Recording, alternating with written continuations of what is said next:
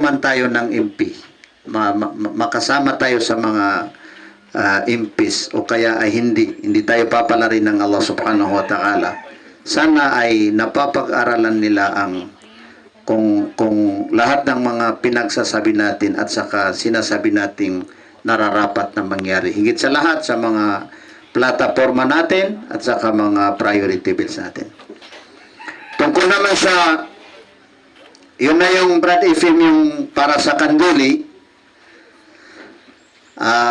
kahit hindi na natin i-elaborate yung mga magandang napansin natin.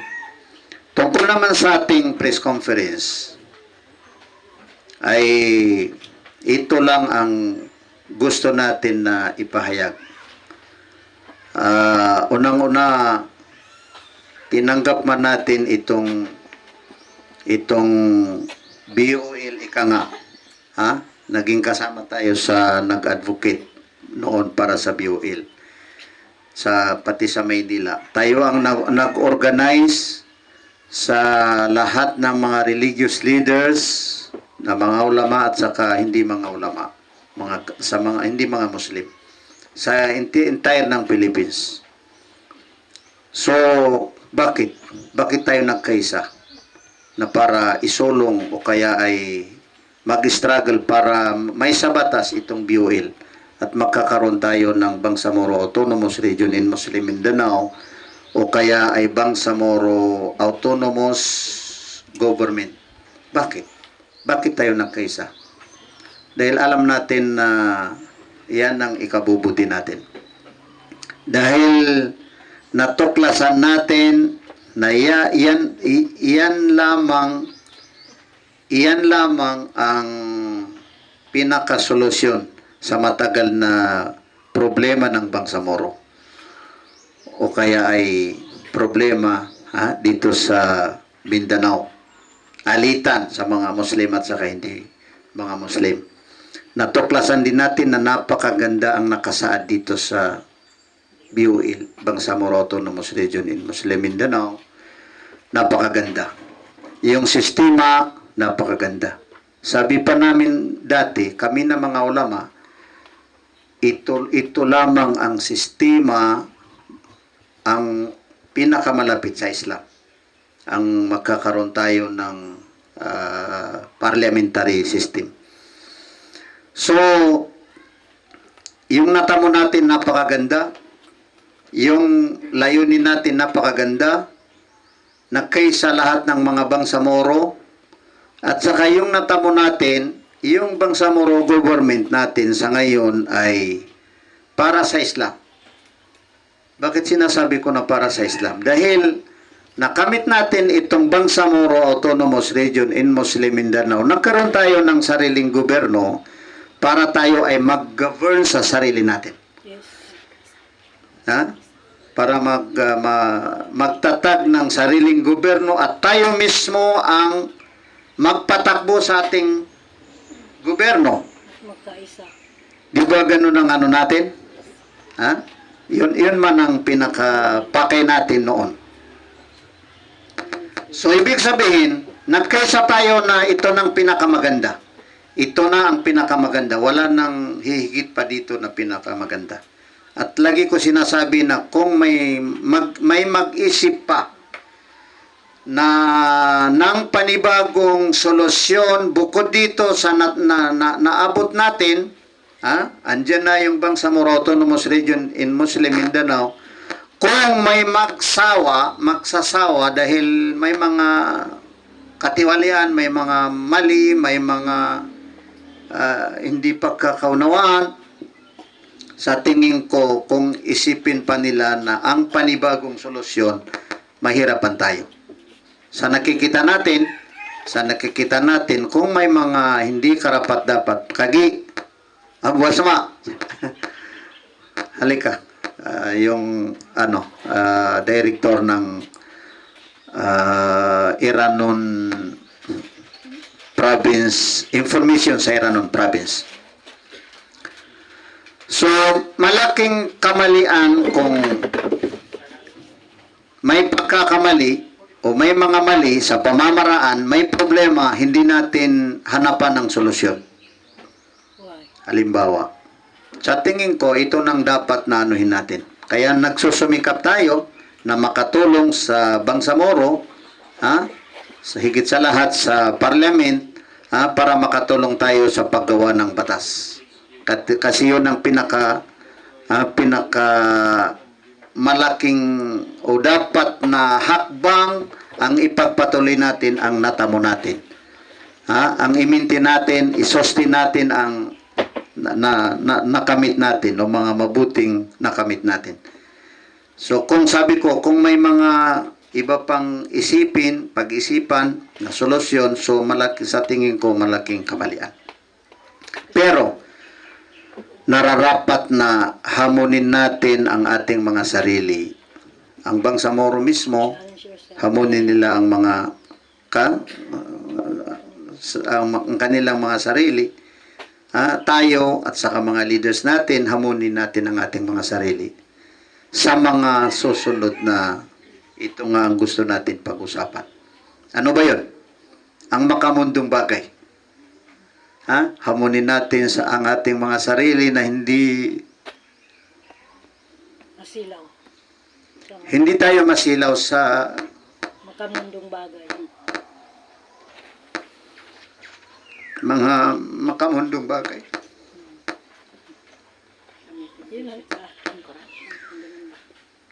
Sabi ni Propeta Muhammad sallallahu alaihi wasallam, "Fawallahi lal faqru akhsha alaikum."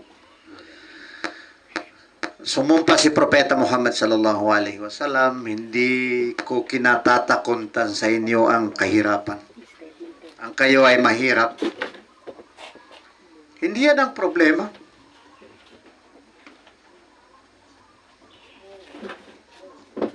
Pero sabihan niya, ang kinatatakutan ko sa inyo, ang tabsuta alaykum dunya, kapag maano na sa inyo ang makamundong bagay.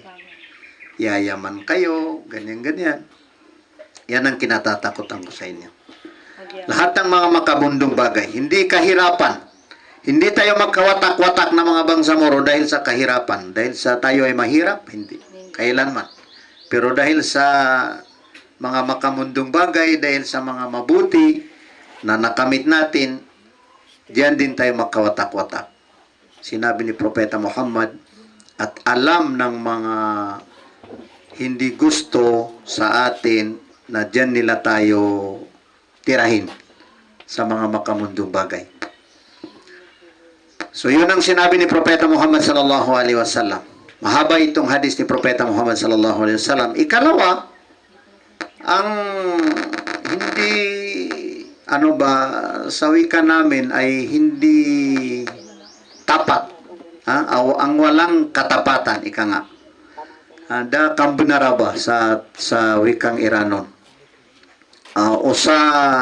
Hindi rin masama, pero medyo maano ang dating ay yung pagkakamunafik ba. Ibig sabihin ng munafik, iba yung sinasabi kaysa ginagawa o sa puso. Sa puso.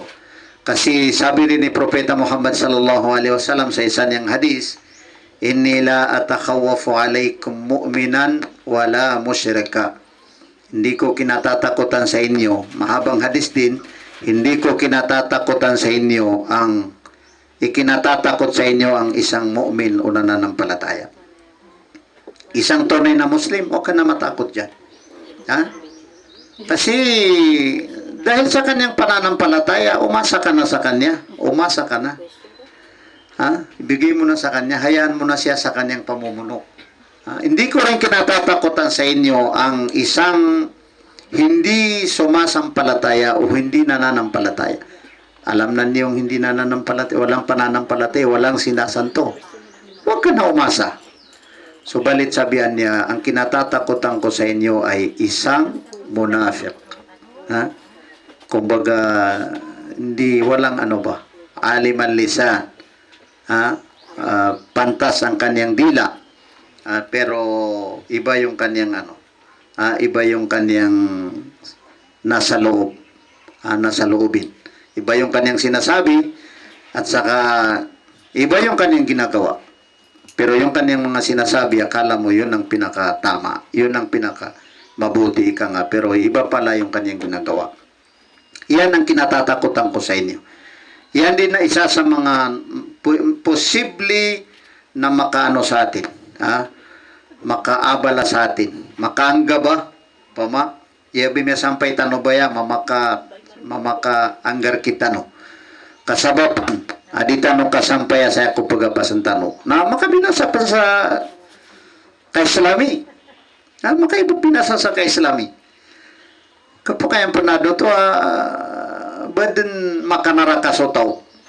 Minggiha din sa miyugat, pupatay din paganaya, kiyugyan na masabir, na naurian yan, na nabaden miyakanaraka. Sabab saya ako, kiyak kapian yan. Pama. Ikatlo, ang ikatlo na parang makasagaban sa atin, o mga challenge ay paano natin mabago ang pag-uugali natin? Paano natin mabago ang pag-uugali natin? Ika nga, kung pag-usapan ng peace, paano natin mapairal ang tunay na kapayapaan? Kung pag-usapan ang mga morals, moral governance, paano natin makita yung moral governance? At saka yung paano natin mabago yung pag-ugali ng mga bangsamoro, ika nga. Kasi kung titingnan ko sa ngayon, medyo lumalala. Maraming mga nakikita natin na mga pag-ugali na hindi kanais-nais. Isa na yung nakawan ngayon, uso na yung nakawan. Ilang araw ngayon, sinosolve namin, nagmi-meeting kami dahil sa pagnanakaw sa mga kalabaw. So, isa sa mga kailangan na mabago, ma-challenge natin, ika nga. Kasi isa sa mga ulama, sabihan nila, ad-dinu kulluhu khuluq.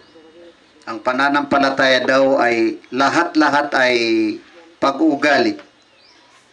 Faman faqaqa fid din faman faqaqa fil khuluqi faqaqa fid din. Sino bang maunahan ka sa kanyang magandang pag-ugali, mas maganda sa iyo ang kanyang ugali, ang kanyang kaugalian, mas nauna sa iyo sa kanyang sa pananampalataya.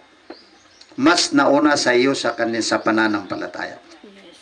Ibig sabihin, kailangan pala natin ma-design ang mga pag-ugali ng mga bangsamoro.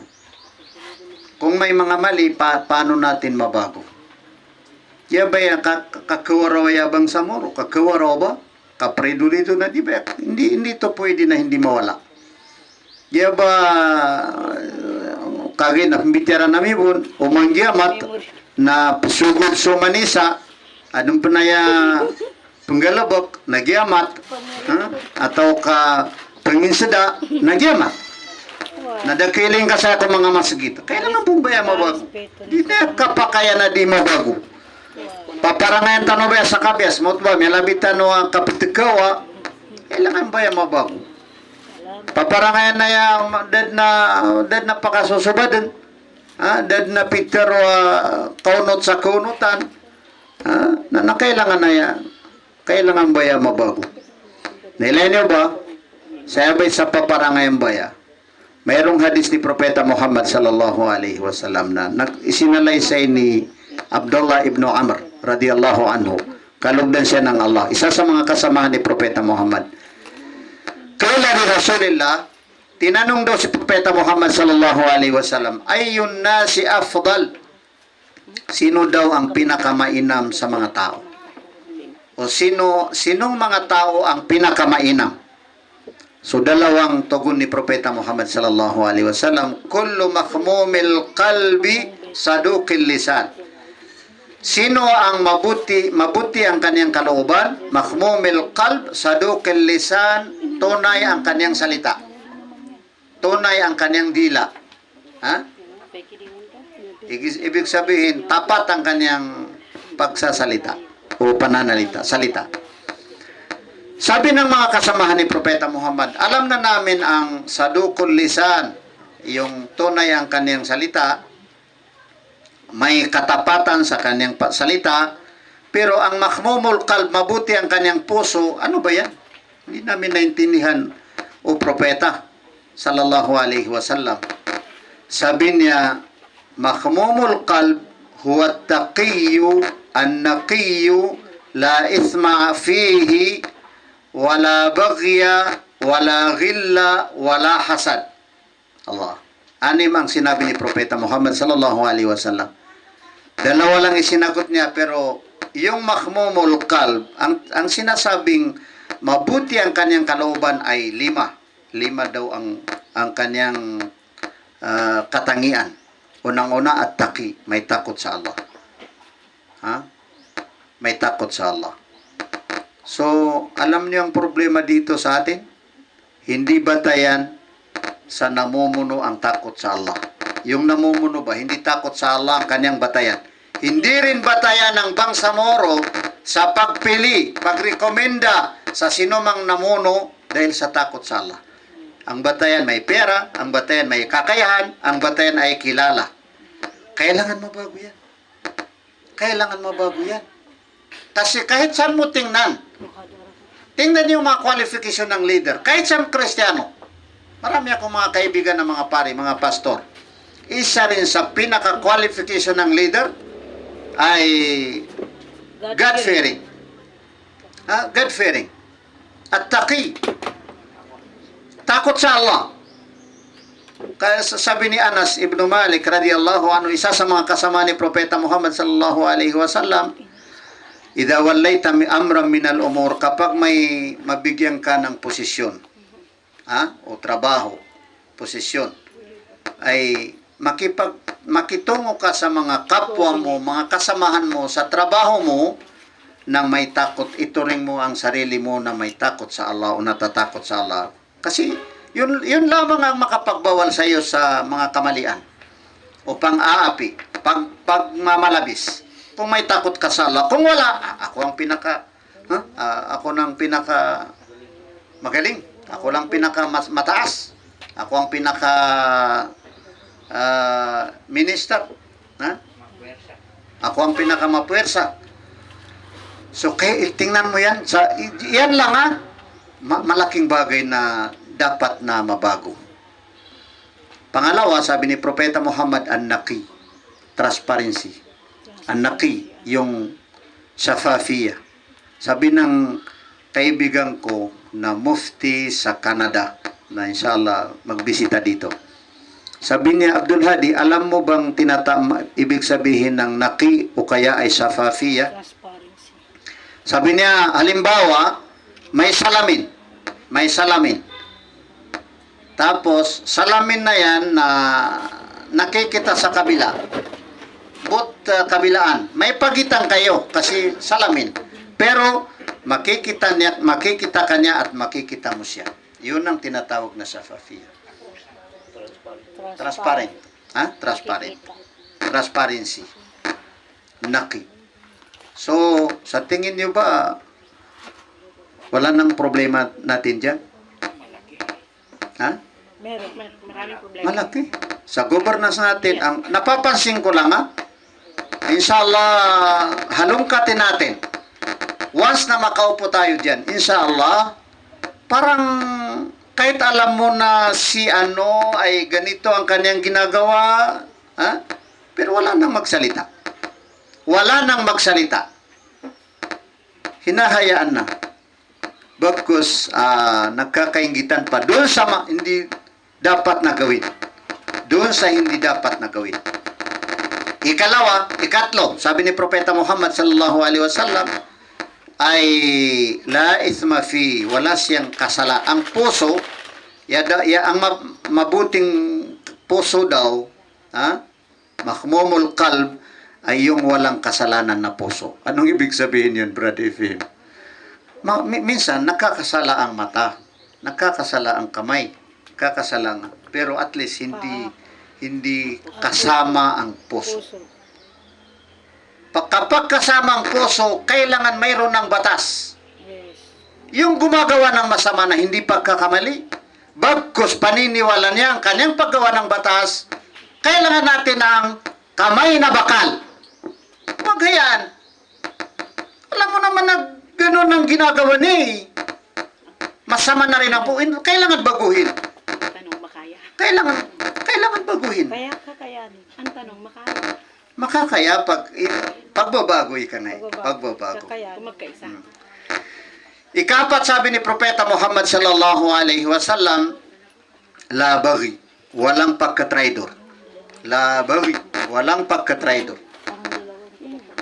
Sabi ng Allah, kapag may hindi nagkakasundo, ayusin. Kaya, Pero, fa in bagat ihdahuma alal ukhra, pag magtraidor ang isang grupo sa kanyang kaaway, na inayos sila, doon kayo magtulong-tulungan para kalabanin yung nagtraidor. yes. So, sa atin, ginagawa ba natin yan? O kaya pag malakas, may kaya, kinakampihan. Ha? Siguro, ganun ang kinakampihan pag may makaya. Tatakutin ka lang, may mga magpapakita ng baril, hindi ka na kumikibo. So, paano tayo makapagbago Opening. kung mga traidor? Ikalawa pa, may mga hadis ni Propeta Muhammad, lagi niyo naririnig sa akin na kahit sa pagpili ng namumuno, magiging traidor ka.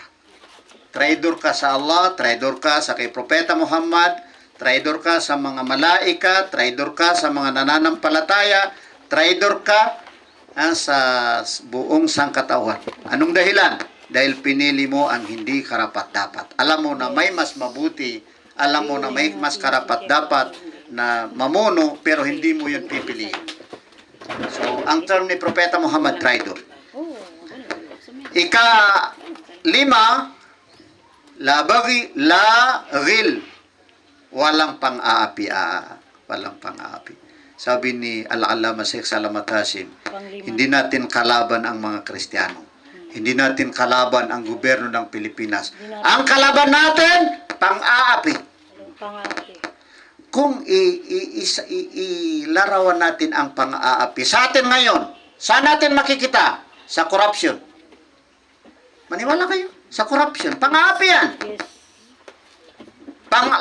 Lalong pang-aapi ang kunin mo ang para sa gobyerno dahil para sa gobyerno, para sa tao. Pang-aapi yan. Ibig sabihin, kung hindi natin masolusyonan ang corruption sa atin, sa atin, kung hindi natin masolusyonan sa ating Bangsamoro Autonomous Region in Muslim Mindanao at walang mga bill na masugpuan ang pang-aapi, ang corruption, so walang bunga ng ating struggle. Walang bunga. Kanina binigkas natin, fainintahaw, fala udwana illa ala zalimin. Sabi ng Allah, kapag huminto na sila, hindi na kayo patayin, hindi na makipaglaban sa kanila ang mga kaaway niyo. Pero mayroon din kayong kaaway, sabi ng Allah. Sino bang kaaway niyo? Ang mga nang aapi. Nang aapi. Ang reality na usapin ngayon, paano natin masukpuan ng corruption? Paano natin masukpuan ng corruption? Ako minsan naririnig ko na, pag naririnig ko na pera din ng gobyerno, ubusin na natin. Minsan naririnig ko yan. Ako agad kong minamali. Anong pera ng gobyerno? Saan ang galing yung pera ng gobyerno? Para sa mamamayan. Ba't mo ubusin? Ba't mo hindi ibigay sa para sa...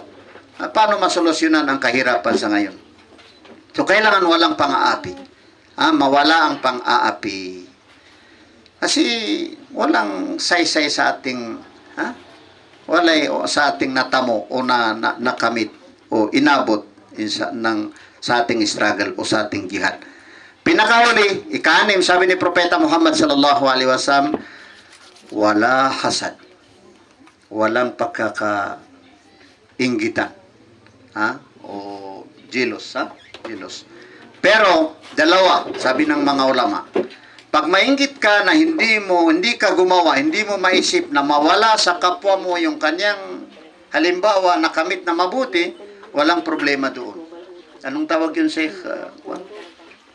Walang problema doon. Ang hasad na hindi maganda, may nakamit ng halimbawa posisyon ang kapwa mo, tapos may kainggitan mo yung kanyang posisyon at saka sisiraan mo. Sikapin mong mawala sa kanyang kayamanan, gustuhin mo na mawala sa kanya yung kanyang pag-aari, yung kanyang kayamanan.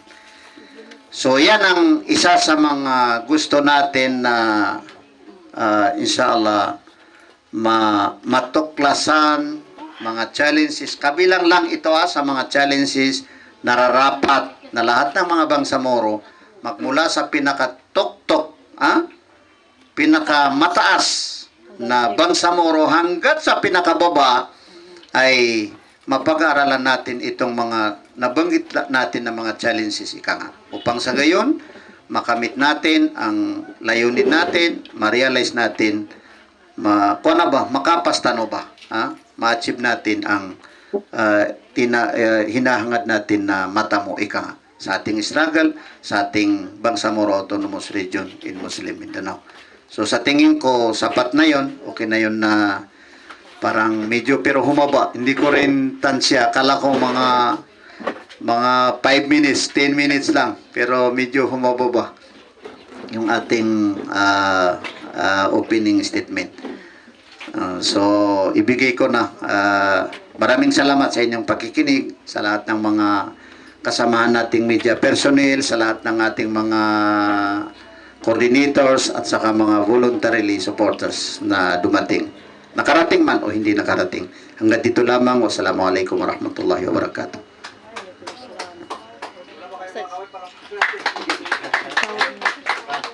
Okay, sukran MP sa iyong opening statement. So dito na tayo sa ating pinakadulo. Siguro malino na yung mga sinabi at mga paliwanag ng ating buting aspiring member of parliament, inshallah.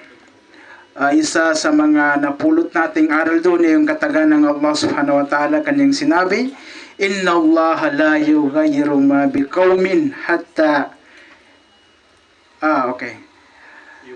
hatta yughayyiru bi anfusihim. Okay, kanyang sinabi doon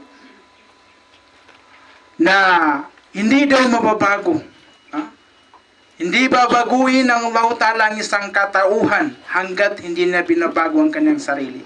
So ito na yung pinaka-real change natin. Ika nga nila, sabi nila, bagong mukha, bagong sistema. Inshallah. So yun na yun. Marami siyang binanggit tungkol sa nangyayari na sa atin ngayon. Mga sistema natin ngayon. So ito na yung inahangad natin para mabago. Una, may takot sa Allah subhanahu wa ta'ala. Inshallah. Isa sa ating ustads, kumakandidato bilang mambabatas na bawat salita niya, bawat statement niya, mayroong dalil. So ibig sabihin, isa yun sa tanda na mayroong takot sa Allah subhanahu wa ta'ala. So sukran, ustad, sa iyong message. So Ladies first. yung moderator ng Ladies first. okay, ang pakilala and then yung entity. Okay, go ahead, ma'am.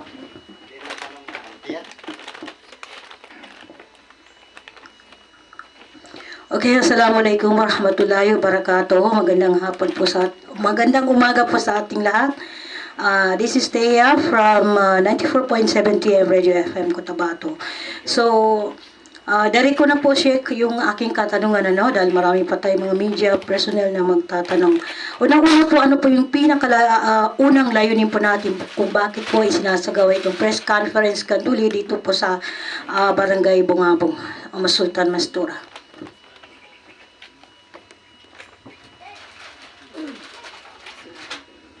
Pinakauna yung pinag-usapan din natin, yung Kanduli, Thanksgiving, yun ang pinaka-layunin natin. Sunod itong press conference natin. Gawa ng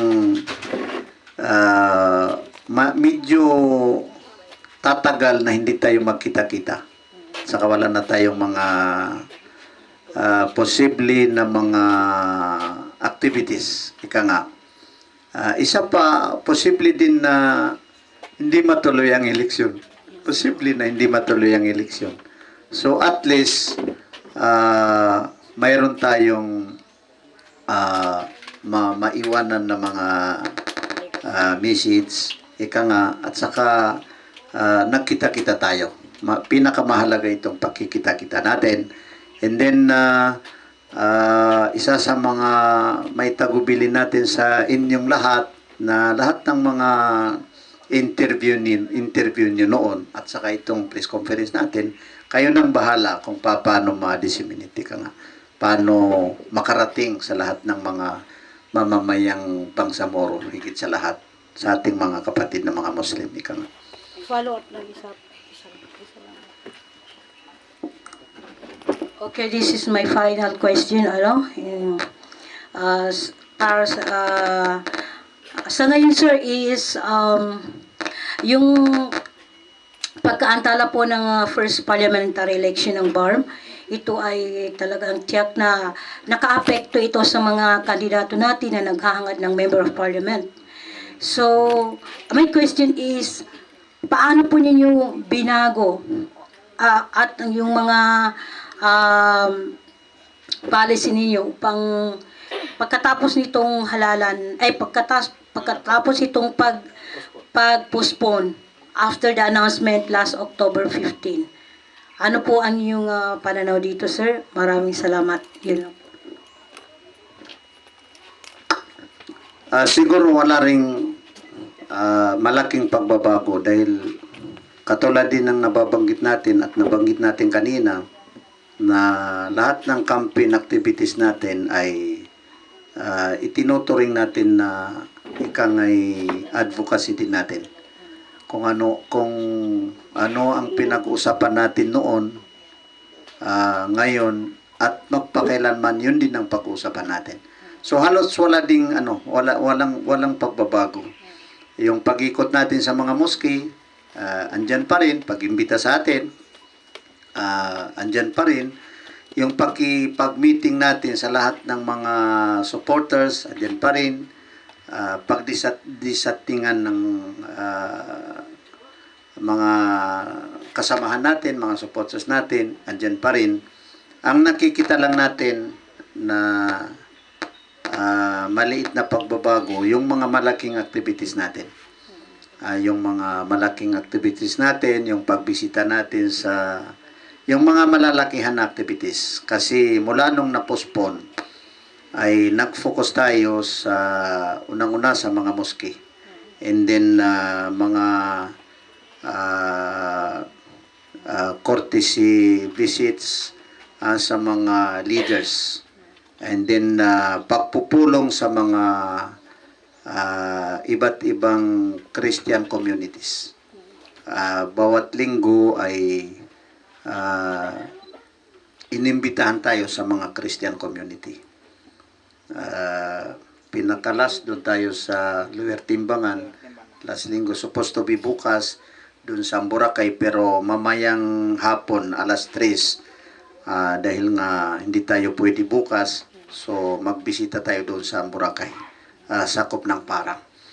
So parang finocus natin yung mga kasamahan natin na mga Kristiyano, hindi lang dahil sa ating dahil sa ating pagkakandidato, bagkus dati na tayong nakikipag-ugnayan at saka nagdadawa sa mga kapatiran natin in humanity na mga hindi mga Muslim o mga Kristiyano. At saka napansin din natin, gaya ng nasabi ko, na halos wala na tayong problema sa mga kamusliman ba. Kasi halos nakarating na sa bawat isang Muslim ang ating mga advocacy. Dito lang tayo pwede mag-focus sa mga kakristyanuhan. Isa pa, lagi natin kasama itong Executive Director ng Information sa Iranon Province dahil para ipaliwanag niya kung status ng BARM, higit sa lahat ang ating inaasahan na BARM first parliamentary elections, inshallah. Mindanao Expose. Makilala ko naman. Hello, good morning, Sheikh. Anna Acosta of Mindanao Expose. Sa opening statement po kanina, halos na ilatag mo na lahat. Right? Ito na lang. Isa sa dahilan na naging na-postpone ang first BARM parliamentary election is about dun sa BAA 77 and BAA 58, which is districting and redistricting. Ang tanong ko is, kanina nabanggit mo rin na if ever na natuloy ang election last October, very confident ka na manalo, which is 70-30. Ang winning mo is 70, then 30 sa kasama. Batay sa sinasabi ng mga... Yes, sa survey. Ngayon, Sheikh, if ever na magkaroon ulit ng redistricting, kasi nag-ano sila eh, may chance ba, meron ka bang distrito na sabihin natin na biliwik mo? Yes, and then, if matuloy ngayong March 2026 ang first BARM parliamentary election is wala bang mabago doon sa mga survey na sabi mo na mangunguna ka dito sa iyong distrito? Wala bang pagbabago? Yun lang, thank you po. Sukran, Ma'am Yes, Ma'am Ann. Ann Acosta. Kung pag-usapan natin ang official survey, nakabot tayo sa 78%. 78.8 siguro ang average natin sa survey. Kung yun ang pag-usapan natin. Yung 70% na yan ay lagi nababanggit ng mga kasamahan natin. Pero bagaman ganun ang sinasabi natin at sinasabi nila, doon tayo maasa sa Allah subhanahu wa ta'ala at siyang higit na nakakaalam. So, tungkol naman sa darating na eleksyon, inshallah, inaasahan natin na matuloy. At kung matuloy, hindi natin kasi, ma'am, alam kung saan tayo matutuloy. Dati, hindi pa na-postpone. Sabi ko, kung ma-postpone,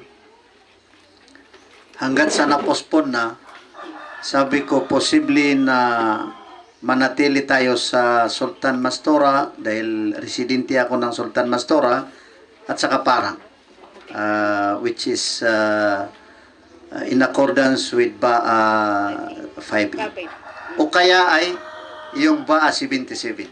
Pero medyo imposible kasi gerrymandering, alam natin yung... Kaya sabi mo, ikaw rin ang nagsabi na kaya na-postpone dahil dun sa BAA 77. So, siguro wala na yung BAA 77. Wala nang posible na mapunta tayo sa Kabuntalan, Northern Kabuntalan. Maliban sa baguhin nila yung mapa. Posible naman na yung mga designer, kaya nila baguhin yung mapa para magkatabi ang Sultan Mastora at saka Kabuntalan, Northern Kabuntalan. Baka pwede nila baguhin alang-alang sa kanilang interest. Pero kung hindi nila kaya, hindi siguro mangyari yon. Ang posible na mangyari, dito tayo, kung hindi sa Para, dahil imposible na maging solo ang Sultan Mastora. So kung hindi tayo matuloy sa Parang, ang posible, dito tayo ilalagay sa Sultan Kudarat. So, magiging Sultan Mastora at saka Sultan Kudarat. Tungkol naman sa Balwarte, kahit saan tayo, Balwarte yan natin. Pag-usapan ng Sultan Mastora, residente tayo ng Sultan Mastora. Sultan Kudarat, gayon din. Isa lang yung Sultan Mastora, Sultan Kudarat. And then, Maguindanao del Norte, ika nga, kaya sa ang binanggit natin, district representative. Wala nang sikan kasi hindi pa natin alam yun. Anong munisipyo, saan tayo mapadpad sa anong munisipyo.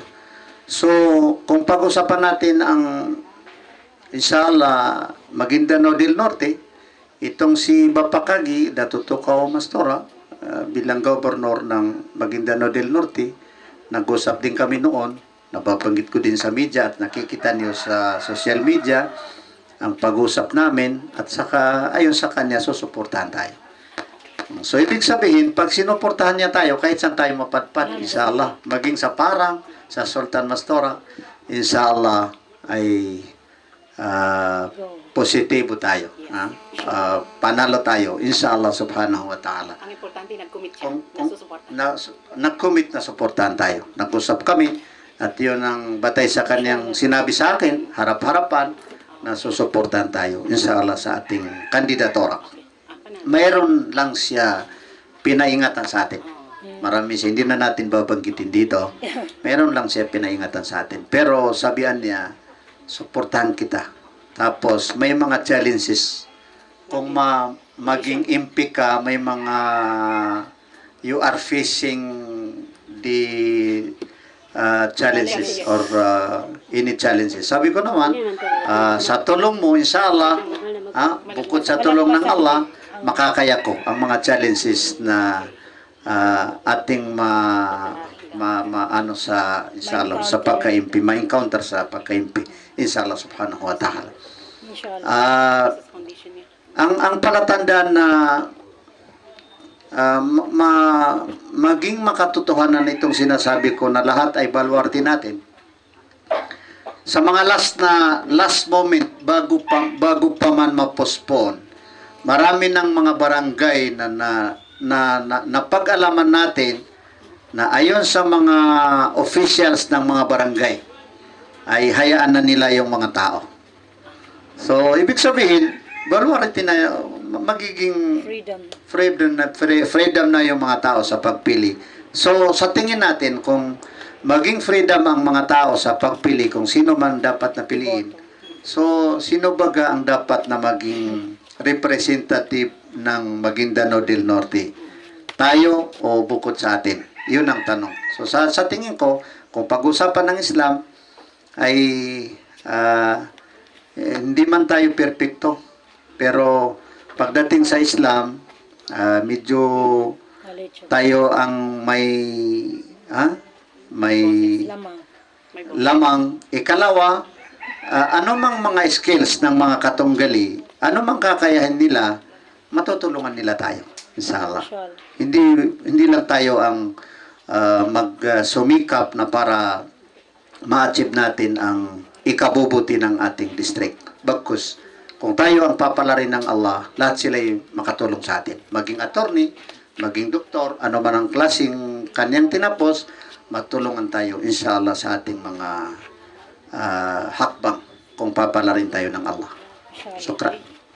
Sir, dyan na lang yung mic, sir. Malakas naman po siya. Sige, okay, inuulot mo namin yung mga bagong dating.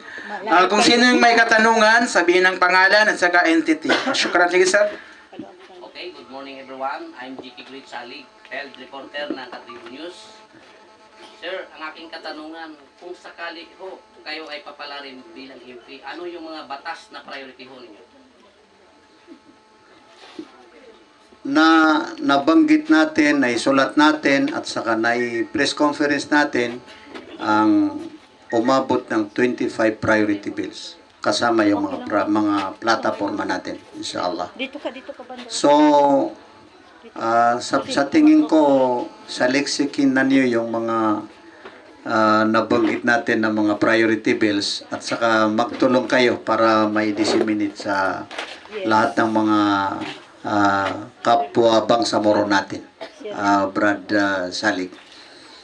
Tungkol naman sa kung pag-usapan natin ang pinaka-priority natin, unang-una, masugpuan, maayos ang kabuhayan natin, masugpuan ng mga redo, mga crimes, masugpuan. Pero para naman mawala ang mga crimes, kailangan natin na solusyonan ang Cebu. Isa yan sa mga priority natin. Pero lagi ko binabanggit na pag binabanggit ko ang Shabu, hindi ko tinutukoy na patayin yung sino mang nagsisyabu, hindi. Pero at least, lahat ng paraan, gamitin natin ng mga ulama para may tweet sila, mapangaralan sila. Values, education. Mga ulama, magagalingan, walang takot yan pagdating sa paganyaya. Kung suportahan ng Kamal, suportahan ng mga leaders natin, inshallah, mga ulama, magpunta yan kahit sino mang drug lord na para kausapin sila, pangaralan sila. Bukod doon, makagawa ng bill inshallah para at least ma-minimize yung paggamit ng Shabu. Sa tingin ko, hindi rin pinaka-akmang solusyon ang patayin kagad. Kasi doon lang sa namatay. Pero tuloy pa rin ang gumagawa ng hindi karapat-dapat o kaya ay Shabu. Pero kung ano bang pinakaugat, ika nga, yun ang bigyan ng solusyon.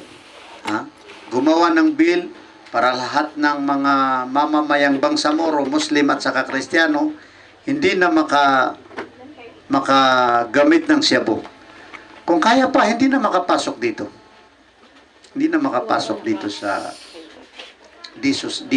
ating teritoryo ng Bangsamoro. Kakayanin man yan. Katulad din ng sinasabi ko, pagdating sa mga pag-ugali, alam nyo kasi, itong social media, minsan ay kasama din kayo, dahil kayo ay mga media, ay makakadulot ng ikabubuti at ikasasama. So, dahil may kasamaan at may ikasasama, kailangan ang may controller. Makontrol ba? Katulad ng sa mga ibang bansa, hindi man makapasok dyan hindi mo dyan makita yung mga malaswang. Tsaka mayroon silang mga ads. Lagi may mga ads para sa magandang pag-ugali. Maging matulungin. Tsaka yung mga dyan sa Saudi, once na maka-post, kahit sino mag-post ng laban sa gobyerno, laban sa batas ng gobyerno ng Saudi, talagang mahahabol nila. Kahit hindi pa na makapost, dito lang sa chatting lang, mahahanap nila. So, paano kung may sakatuparan sa atin yan? Halimbawa, may nag-post ng masama. Yung mga ganyan mga babay na ganyan. So, hindi ba yan mahabol? Lahat ng ginagawa dyan, yung mga lahat ng hindi karapat-dapat. Kung may batas, talagang yan. Yung mga malaswang. Saka kaya na hindi mabuksan dito. Halimbawa, WhatsApp. Sa mga ibang, sa Saudi, hindi yan pwede mabuksan. Mabubuksan doon, pero hindi ka pwede magtawagan. Tapos, lagi nakamonitor. So, isa yan sa, kung magawa ng batas, makontrol yan. Madali hanapin ang sinumang gumagawa ng krimen. Ika nga, gumagawa ng krimen. Yon yung pagsukpo sa hindi ka nais-nais. Halimbawa lang, Brad Salig. Tungkol naman sa priority bills natin para sa ikabubuti, halimbawa, ng ekonomiya natin, halimbawa, lagi ko nababanggit yung tourist spot. Tourist spot at saka pagandahin yung mga tabing dagat natin. Bakit priority ko na matuloy tayo sa Parang at saka Sultan Mastura? Hindi dahil sa medyo nasorbi natin ang magiging resulta, pero dahil sa magkatabing munisipyo at saka napalibutan ng mga dagat.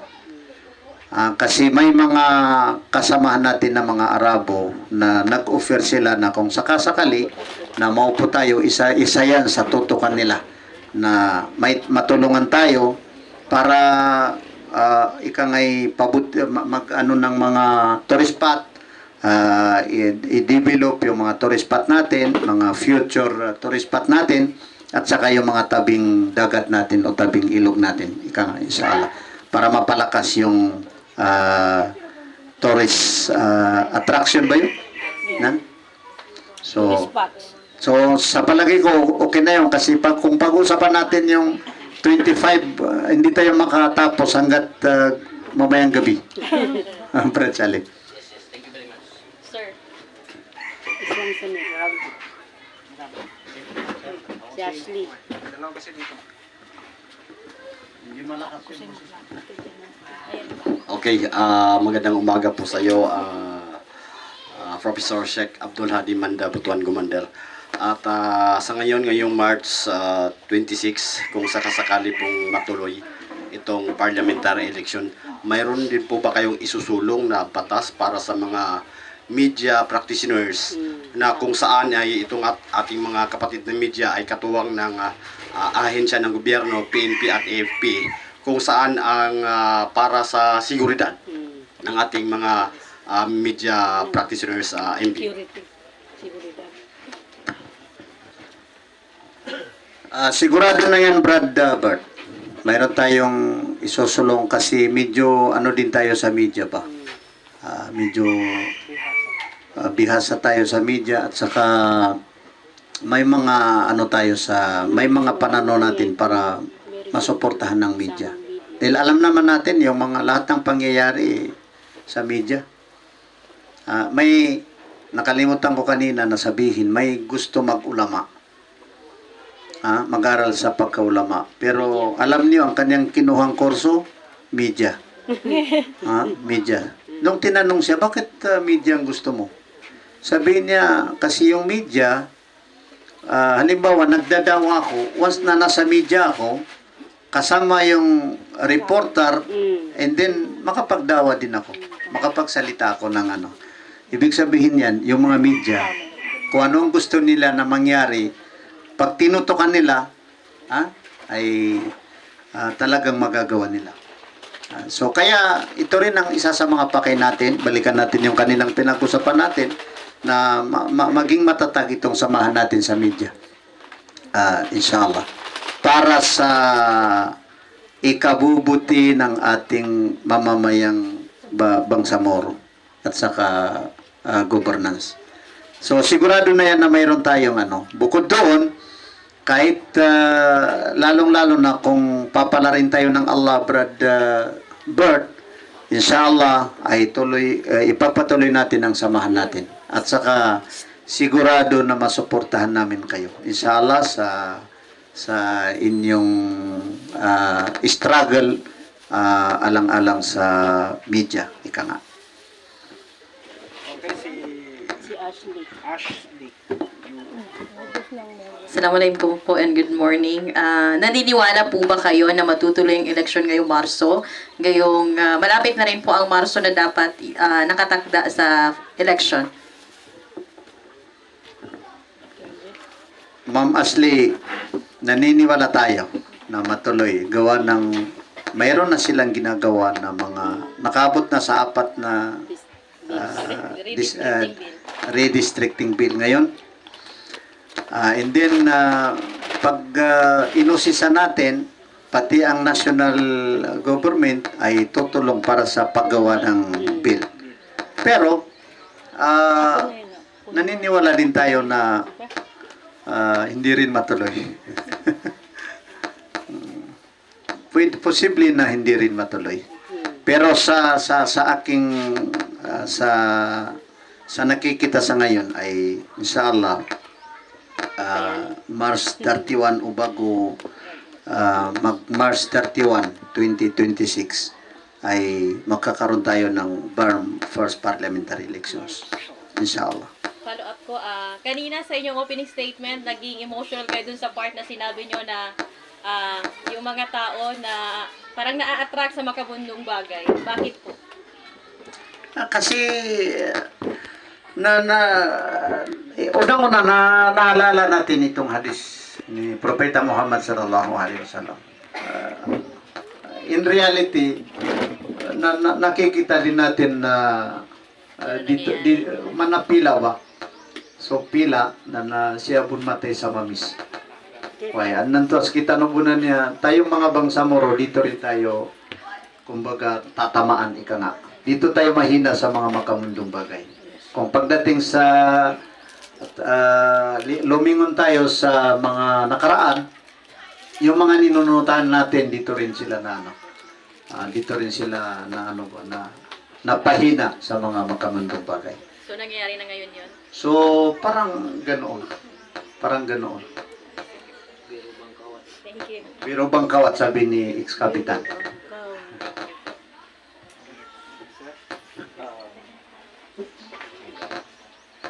Pakilala po kayo sa Hindi mo ko naalala, sir. Well, good morning po, Prof. Kami na yun, last nila, Ate Ella, na bumisita sa inyo. So, itatanong ko ngayon, kasi it is recent na nangyayari. If ever po ba na kayo yung makakaupo, mabibigyan ba ang hustisya yung tatlong really like Muslim, Christian, and Lumad? Mabibigyan mo ba sila ng seguridad na sa kanilang mga karapatan? At idudugtong ko yung nangyayari ngayon na sa LGBT. Ano ang masasabi mo doon? Dahil issue siya masyado sa Muslims areas. Bakit ganun yung pananaw ng ibang kapatid natin sa Islam? Ganun na lang silang magtutol. So ano bang maaaring gawin doon na pwede natin maging isa? At ano yung pwedeng gagawin ng Christians areas para hindi masaktan yung Muslims brothers and sisters natin? So, bali yung tatlong tanong ko at saka yung isa ko. Thank you. Vermon Callis pala ng Bandera News. Vermon Callis.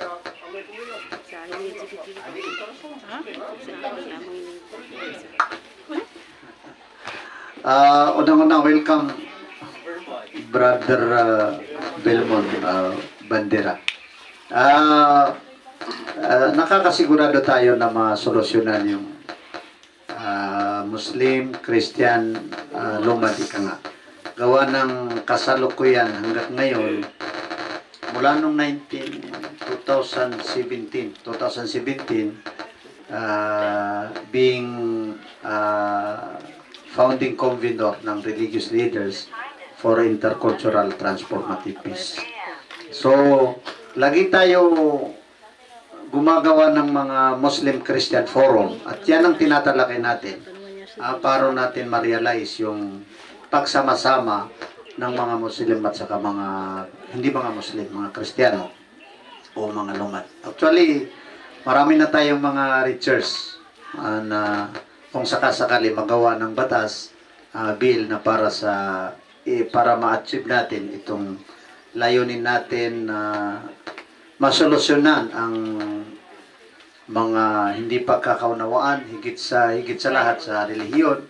Isa pa yung mga karapatan ng bawat isa, karapatan ng mga Muslim at saka mga karapatan ng mga kapatid natin na hindi mga Kristiyano. Actually, sa ngayon, marami na tayong mga nilalakad na mga issues o sinusolba na mga issues sa pagitan ng Muslim at saka Kristiyano. Higit sa lahat dito banda sa Parang o sa Sarmiento, ika nga. So kung makaupo tayo, inshallah, kung papalarin tayo ng Allah, isa yan sa magawa ng solusyon o makagawa ng bill para masolusyonan itong problema na matagal sa pagitan ng mga Muslim at saka mga Kristiyano. Tungkol sa isang tanong mo, ano yung niya? Wala akong yung sa So, wala akong idea pa dyan. So, siguro hindi ko masagot dahil wala akong idea. Dagdagan natin yung tanong niya about yung sa LGBT. Kasi ngayon mainit na usapin sa social media at sa municipality. Kaya pinagbabawal ang pagsasama ng babae sa babae at lalaki sa lalaki. Yung tanong niya, ano yung komento? Ay, hindi ako galit. Sige, Yun po yung issue ngayon talaga, Prof, na Away sa Islam? Sino matamaan siya? Kasi may isang barangay sa Maguindanao del Sur, Oplan Supak. ang ano nila doon. So mayroon kasi silang siguro nakita doon na may nagsasama na babae sa babae. Lalaki sa lalaki. Same sex. Hindi lang kao na same sex. Yun to. LGBT. Sa tingin natin, ang pinakamagandang solusyon ay makagawa ng batas na magiging patas para sa mga Muslim at saka para sa hindi mga Muslim. Isa pa, ma-realize din natin yung usaping tinatawag na hurriya, liberty. Kung tutuusin natin sa Islam, may kalayaan ng bawat isa sa anumang kanyang ginagawa, pero mayroon namang limitasyon. Mayroong limitasyon. Halimbawa, kung malaya ka sa gusto mo gawin, pero tingnan mo naman hanggat doon sa hindi para sa iyo o hindi ikabubuti ng halimbawa kapwa mo. So dahil dito tayo sa medyo maano din natin, medyo ano din natin yung kung ano ang mga bawal sa Islam. Pero hindi naman ibig sabihin na halimbawa yung mga gumagawa niyan ay ganito. Kung ang nangyari kasi, ang na-experience namin dito sa Middle East, pinaka-instricto na ang Saudi. Pinaka-instricto na sa Middle East. Pero may mga bagay na pwede gawin ng hindi mga Muslim. Wala naman sila, walang mangyari sa kanila. Bilang mga Muslim, hindi mga Muslim. Pero hindi lang nila pwede gawin sa mga Muslim. O kaya ay sa mga lugar na para sa marami. So halimbawa lang doon sa Saudi, malinaw na pwede kayo may mga nagsasama din doon. Pero hindi nila pwede gawin sa mga lantaran nga. Kasi ano sila. So katulad din yan, halimbawa, pagdating sa pagkain, huwag na natin yan pag-usapan, yung sa civil, pagdating lang sa pagkain, wala man tayong pwede pagbawal sa hindi mga Muslim. Kahit anong gusto nila. Pero, huwag lang sa mga, halimbawa, kailangan may limitasyon. Huwag lang sa may mga lantaran. And then, kailangan may mga hindi rin pwede sa mga Muslim. Mga babaeng Muslim, hindi pwede ka nga. Ibig sabihin, mayroon tayong malinaw na batas na ito ay pwede gawin ng hindi Muslim. Ito naman ay hindi pwede gawin ng isang Muslim. At saka doon natin sila batas ang mano sa kanila. Pero actually, ang pinakamainam dyan, gaya ng sabi ko, makagawa ng batas na mapagkasunduan at angkop sa mga Muslim at saka sa mga hindi maging bias ba, angkop din sa mga hindi mga Muslim. Inshallah. Okay, thank you. Si Ma'am.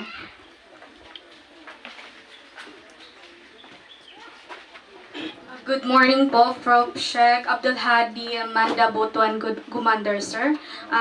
This is my question. If ever po na maipasa ang redistricting na maihiwalay po ang Sultan Mastura sa bayan ng Parang, sa inyong pananaw, kayo po ba'y pabor dito?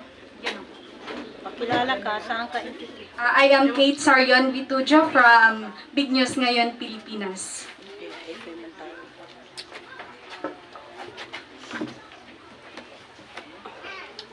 Sinabi ko na mas pabor tayo sa ang magiging kasama ng Sultan Mastura ay Parang. Kasi nag-umpisa na tayo. Pero lagi naman din natin sinasabi na irirespeto natin anuman ang lalabas at mapagkasunduan na batas o bill ng ating mga mambabatas o mga member of parliament, ika nga, sa ngayon. Kahit anong mangyari, kahit saan tayo mapadpad, ay inshallah tatanggapin natin. Inshallah. Maging saan kasapi ang Sultan Mastura anumang munisipyo, inshallah, tatanggapin natin. Kahit pa nga, sabi natin noon tuloy din tayo kung doon tayo matutuloy sa Sultan Masura at saka Kabuntalan, Northern Kabuntalan, at kung dito rin matuloy sa Sultan Kudarat, ay dito rin tayo pinanganak sa Sultan Kudarat. At saka dito din yung mga ninuno natin sa Sultan Kudarat. Higit sa lahat, ang lahat ng mga namumuno sa Sultan Kudarat. Sultan Kudarat, Sultan Mastura, Maguindanao del Norte ay mga kasamahan natin, mga kasamahan ng ating mga magulang. Higit sa lahat ang aking tatay, naging first councilor sa Sultan Kudarat, wala pa yung Sultan Mastura, and then naging 1971, naging vice governor, vice mayor ni Sangga Calabaranguet. So magkakaibigan sila. Magkakasama sila sa ating mga kasalukuyang leaders, both sa Sultan Mastura at saka Sultan Kudarat, pati pa sa Maguindanao del Norte. Okay, sino pa? Ang may katanungan, okay si sir?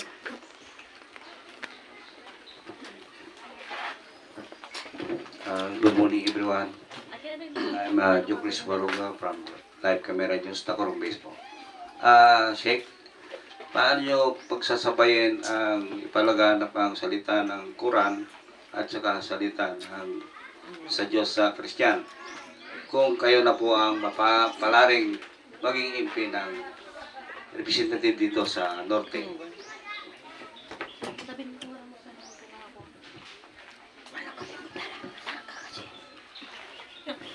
Brother Jokres, madali lang kasi once na pag-usapan mo ang Islam, ay hindi man Islam ay para lang sa mga Muslim. Kung pag-usapan natin ng kahulugan ng Islam ay unang-una kapayapaan. Islam ay hinango sa salitang salam, ang ibig sabihin ay kapayapaan. Ikalawa, ang salitang Islam ay submission, istislam. Submission, pagsuko at pagtalima sa kautusan ng Allah. So, kapanti tayo na anumang ipinag-utos sa Islam ay kautusan din sa Kristiyano. Anumang ipinagbawal sa Islam ay ipinagbawal din sa Kristiyano. 3 beses ako inimbitahan sa malaking simbahan doon sa Maynila. Yung pinakamalaki doon sa Metropolitan, naimbitahan ako doon. And then, 2 graduation ng mga pari, inimbitahan nila ako. Ang paksa ko ay Quran. Quran. Yun ang binigay nila sa akin na paksa. Pa-understand Quran. So, sabi ng mga pari, at saka yung mga nagtapos ng mga pagkapari, sabi nila kung dito ka lang sa Maynila, ay isama na namin ikaw na para magturo na ang subject mo ay Quran. Kasi kung tutuusin natin, kung may sa katuparan natin, may sa buhay natin ang Quran, katulad ng sabi ko na para sa mga Muslim at saka ikabubuti din ng mga kapwa natin mga Kristiyano. Ang problema kasi, di rin namin natutupad ang nakasaad sa Quran at sa pagkakamuslim. Minsan pa, pagdating sa kaugalian, lagi natin yan nababanggit na mas magtiwala ka pa sa Kristiyano kaysa isang Muslim. Yun ang problema. Yun ang problema. Isa sa mga batayan sa banal na Quran, sabi ng Allah subhanahu wa ta'ala, hudalin nasa, ang banal na Quran ay patnubay sa sangkatauhan. So sabi ng mga ulama, ibig sabihin, hindi sinabi ng Allah na patnubay sa mga Muslim o sa mga nananampalataya. Bagkus ay patnubay sa sangkatauhan. Ibig sabihin, kung sa katuparan natin ng Islam at sa Quran, kahit dito sa ay kapakipakinabang sa mga kapatid natin ng mga Kristiyano. Lagi nating hinahamon ang lahat. mayroon ba kayong makita sa Islam na kautusan na ikasasama ng sinumang tao? Kung gawin natin, wala. Mayroon ba kayong makita sa Islam, sa Quran, na ipinagbawal na kung gagawin natin ay ikabubuti natin? Wala rin.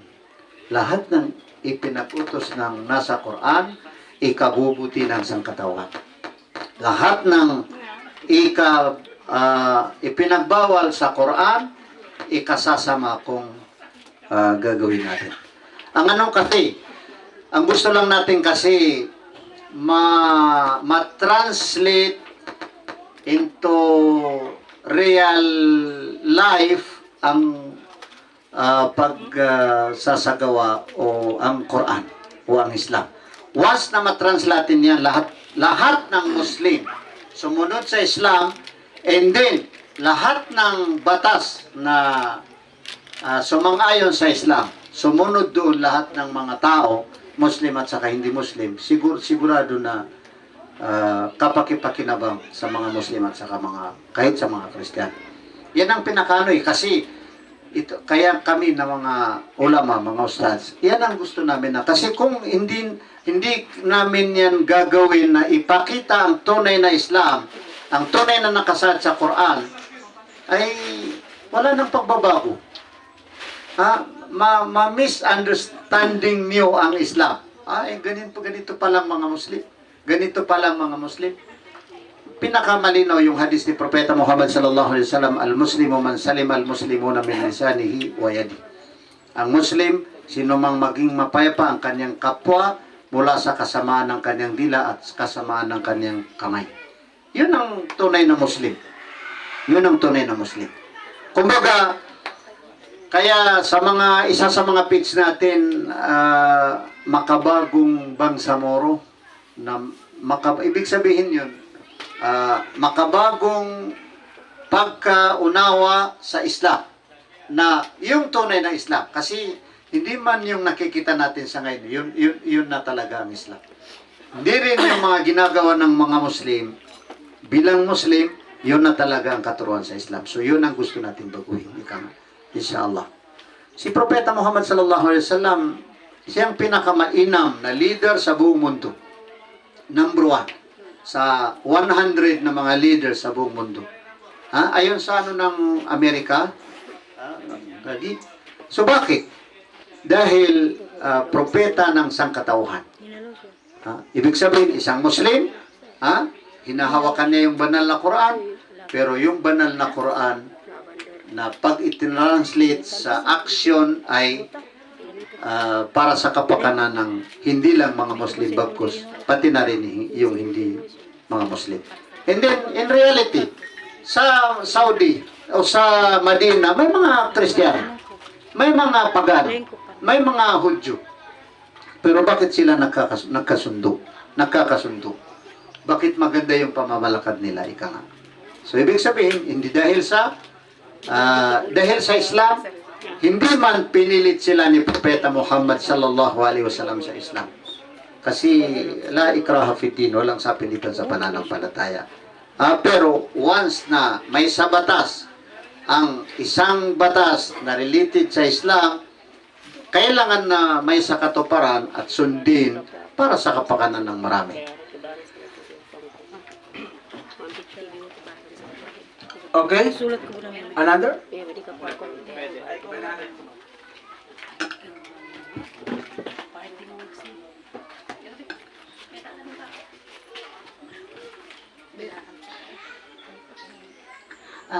Magandang umaga at assalamualaikum warahmatullahi ta'ala wabarakatuh.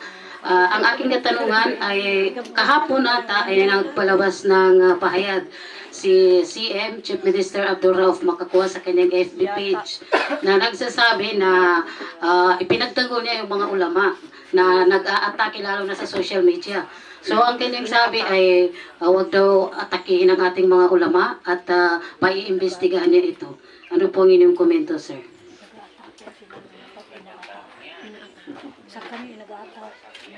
Dapat pakinggan at bigyang pagkakataon ang mga ulama at saka idipinsa ang mga ulama. Sabi ng isa sa mga naunang mga ulama o mga pantas sa Islam, laulal ulama lasaran nasu kalbahaim. Kundi daw dahil sa mga ulama, lahat ng mga tao ay parang hayop. Parang hayop. Sa tingin niyo ba, wala tayong pag-ugali na katulad ng hayop? Ang tao kasi nilikha na katulad ng mga anghel. Mga anghel, ginawa ng kaisipan pero walang pagnanasa. And then, katulad din ng hayop, ano ang mga hayop? Walang mga pag-iisip pero may pagnanasa. So, ginawa sa atin yung dalawa, bilang mga tao. May pag-iisip, pero kahit papano, hindi naman niya kakayanin na parang anghel, at saka may pagnanasa. May pagnanasa. So, sa pagnanasa natin, kung wala yung mga ulama, nang dahil sa pagnanasa, dahil sa mga makamundong bagay, paano natin malaman ang tama, mali? Sino bang magsisermon? Pag mga ulama, pero ang problema lang kasi, kahit sa parliament, ay parang ang gusto lang sa mga ulama, magdua. Halika, Sheikh, tatawagin, magdua. Hindi na isang guni sa kanila kung ano ang nararapat, ano ang pananaw ng Islam hinggil sa mga bagay na yan. Yun naman ang pinaka-mainam. Wala tayong pakay sa anumang elections sa local government, pero dito sa parliament, dahil gumagawa ng batas, maraming mga bagay, maraming mga bill na dapat na gawin, pero dapat din na isang guni sa mga ulama. Yan ang pinakaano natin. So, kailangan ipagtanggol ang mga ulama. Unless kung hindi pagtanggol ng mga ulama, ng mga leaders natin, ay magiging katulad tayo ng mga hayop. Mapabayaan.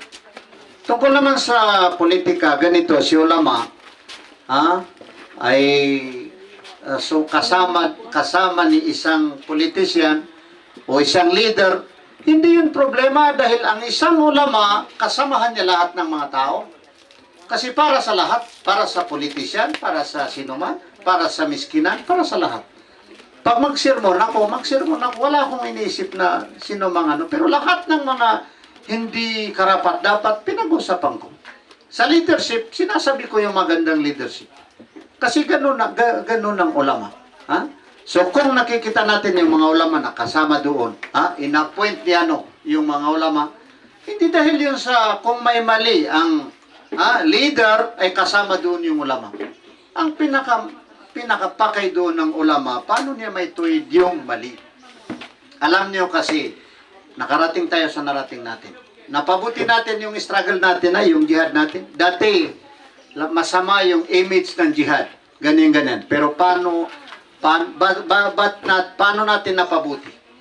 Dahil, pinag-uusapan namin ng mga ulama sa ibang bansa nung kasalukuyan na nag-aaral kami. Ano palang maganda? Dahil may mga mali na ginagawa ng mga mujahidin, hayaan na natin sila? Anong maganda? O kaya ay sumama tayo sa kanila para maituwid natin sila? So, ang pinakamaganda, sumama sa kanila. Kaya, sumama ang mga ulama para maituwid ang mga nagdadala ng baril na iba't ibang ginagawa, karamihan pa hindi nagdadasal, lahat ng mga mujahidin, panahon ni Al-Alama Sheikh Salamat Hasim nagdadasal. Lumakas ang Islam.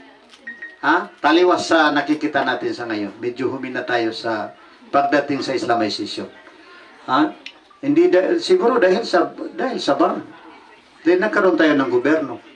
So, kung naging kailangan natin ng mga ulama noon, mas lalong kailangan natin ng mga ulama ngayon. Lahat ng nakikita. Inahamon ko lahat ng Bangsamoro. Lahat ng nakikita niyong problema sa bar. Ang solusyon, maging makasama sa kanilang mga ulama. Maging kasama nila ang mga ulama. may kasama na mga ulama na hindi magsalita, pero wag natin itigil, wag tayo mawala ng pag-asa sa mga ulama kasi may pagkakataon din na may makasama sa kanila na mga ulama na pwede magsalita. Sabi ni Propeta Muhammad sallallahu alaihi wasallam, sa bawat 100 years ay may ipapadala ng Allah na makapagbago sa pamamalakad ng pagsunod sa pananampalataya. So saan natin makikita yun? Sa mga ulama. Pero kung hindi na natin sila hayaan, atakihin sila, malaking problema. Pag namatay, tatawagin natin yung mga ulama. Pag may lahat ng problema natin o ginagawa natin, kailangan ng mga ulama. So kung kailangan ng mga ulama, lalong-lalo na sa liderato, kailangan yung mga ulama. Paano nila may pakita? May mga mali. Ako, may mali ako. Siya, may mali. Pero, hindi yan kamalian ng pagkaulama, pero kamalian ng kanyang sarili. Hindi siya nakapagsasalita. Parang ano ba? Tota ni isang leader. PP. Hindi siya makapagsalita. Pero dahil yan sa sitwasyon. Dahil yan sa mag-isa lang siya. Dahil yan sa pwedeng dahil sa kanyang posisyon. Na mas mabuti naman sa tingin niya na mahawakan yung kanyang posisyon kaysa wala sa kanyang posisyon na kung may makahawak, mas worse sa kanya. Mas worse sa kanya. Ako lang medyo matigasin kasi kahit inimbitahan ako minsan, hindi ako dumadalo. Hindi ako dumadalo kasi ayaw ko rin na mangyari na kasi tatlong mga ulama sabi ni Al-Alama Sheikh Uthaymin, ulama ng politisyan, ulama ng maraming tao, kanyang gustong lahat ng kanyang para sa gusto niya magustuhan ng mga tao, ulama ng pananampalataya. So ulama ng pananampalataya ay ibig sabihin ang kanyang pakay para sa pananampalataya. Yun ang pinakapakay niya. Mas priority niya yung pananampalataya. Sabi ng isang mga ulama, pwede ko sabi niya hatiin ng mga ulama sa dalawa. Dalawa. Pero lahat sila isa lang pinag-aaralan nila. Magbigkas sila ng Quran. Pero mayroong may isang grupo o isang klase ng mga ulama na ang mata niya doon sa isang leader. Isang namumuno. Kung ano ang gusto ng namumuno, yun ang kanyang anuhin. May isang ulama naman, klase ng ulama, ang kanyang tinitingnan, doon sa itaas, ang mata ng Diyos. Kung anong ikalulugod ng Allah, yun ang kanyang ginagawa. So, yun dapat. Pero wag naman natin husgahan yung, sabi natin na siya ay, yung kanyang matay doon sa kasi, halimbawa, kung may leader na hindi maganda, hindi masama, alin sa mas mabuti na may kasamang ulama, wala ng kasamang ulama? Mas mabuti siguro na may kasamang ulama. So, sa madaling sabi, kailangan natin yung mga ulama. Kailangan natin yung mga ulama. Sa real na pagbabago, kailangan natin yung mga ulama. Higit sa lahat, sa Bangsamoro government, na resulta ng ating jihad, ng pinakalayunin natin, Islam, kailangan natin yung mga ulama. Kailangan natin yung mga ulama. Inshallah. Sa kanina, pinag-usapan natin yung sa pag-ugali, kaugalian, mga tradisyon, kailangan natin ng mga ulama. Otherwise, posible na masira ang image ng Bangsamoro dahil sa kawalaan ng kagandang asal. Okay, si sir.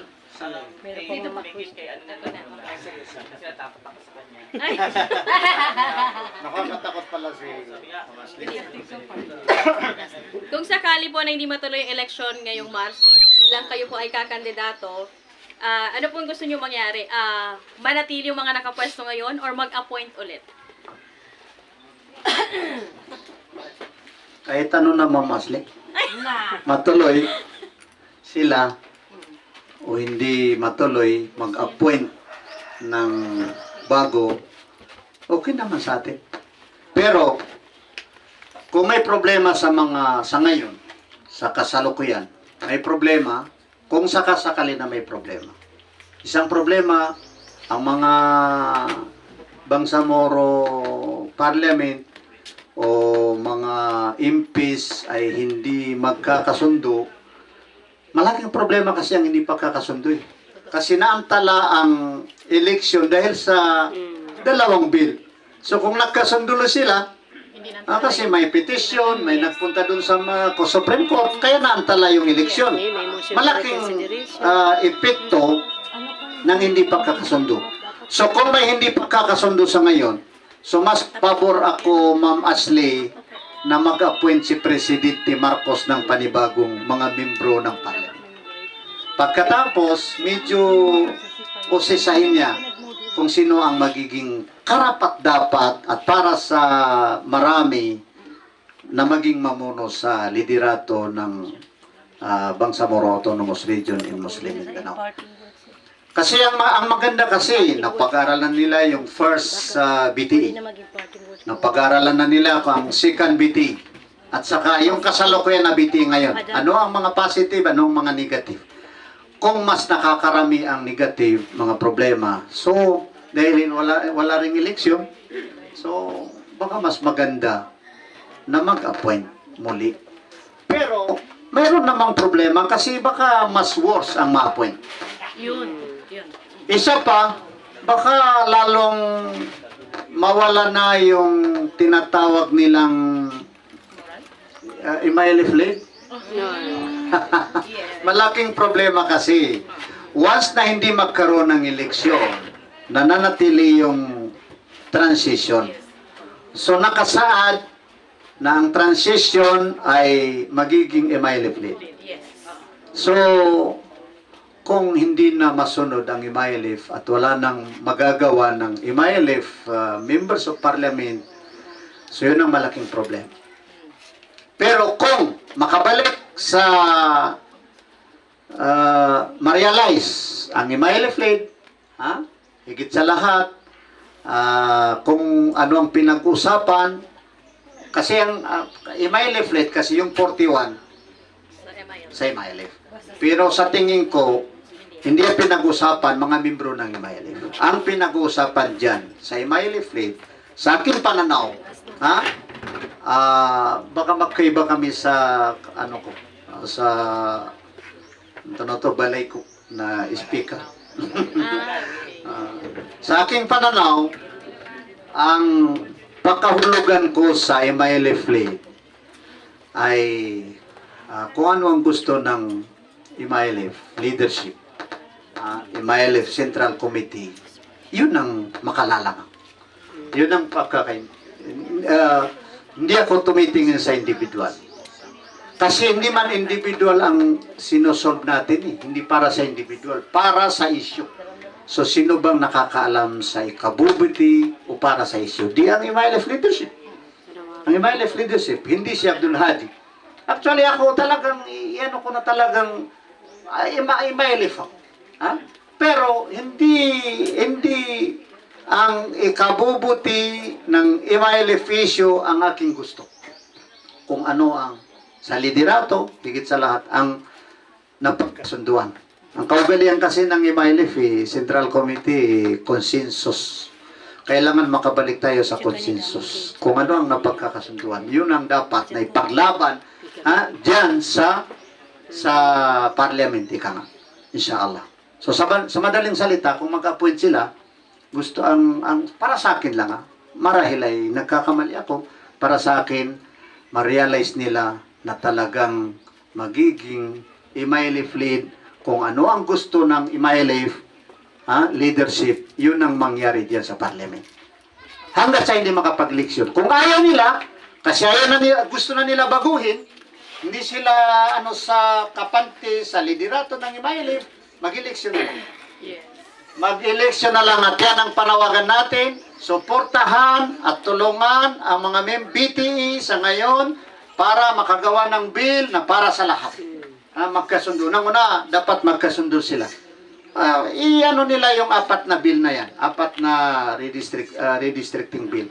Ano tawag Himay-himayin. pagkaisahin nila. Ha? I-merge nila. Magkakasundo sila. Kasi hindi matanggap yung marami. Kailangan isa lang.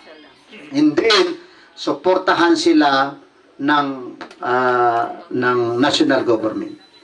Ang ano ko kasi bago nila pirmahan yung magiging final na version ng redistricting bill, isang guni mo na sa Supreme Court. Once na inaprobahan ng Supreme Court, inaprobahan ni Presidente Marcos, kahit sinong magpetisyon, kailangan tuloy.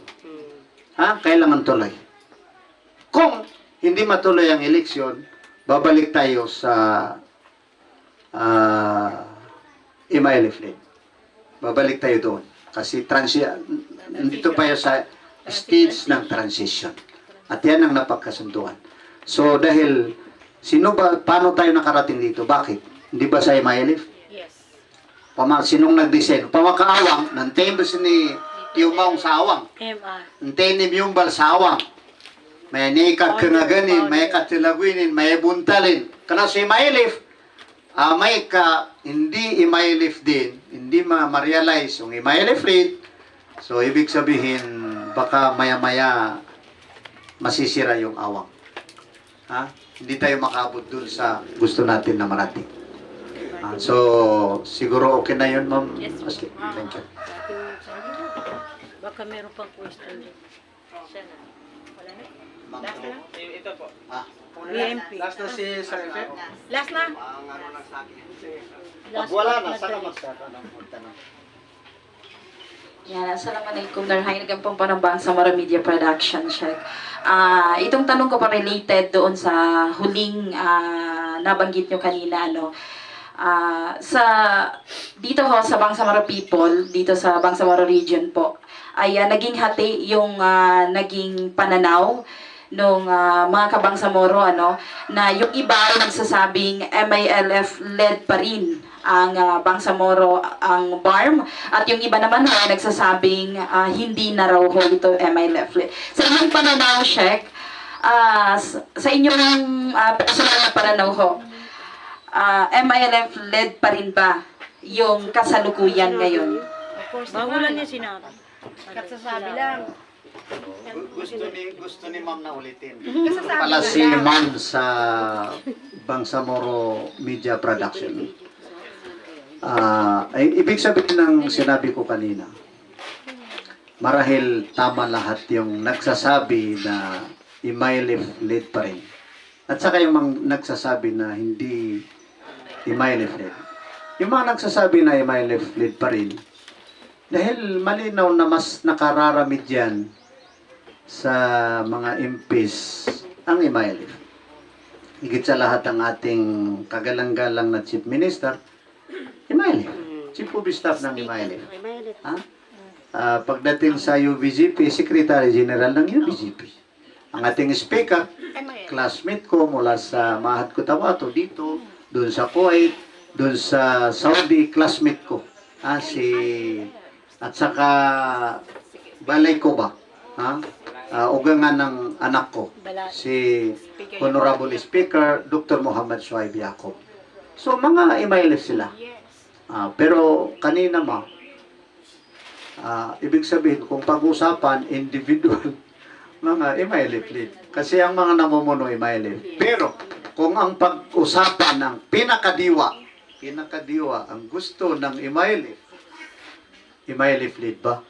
Kung anong gusto ng Imaylif. Pagdating sa butuhan, talagang Imaylif lahat ng kung yes, mag-yes, o kaya ay nahahati. Sa madalang sabi, in reality, hati-hati. Ayon sa gusto. Yan ang mahirap kasi sa governance. Katulad nito, pag walang control, walang control sa mga membro ng parliament, hindi mo na makakamit yung lead na yan. So, ibig sabihin,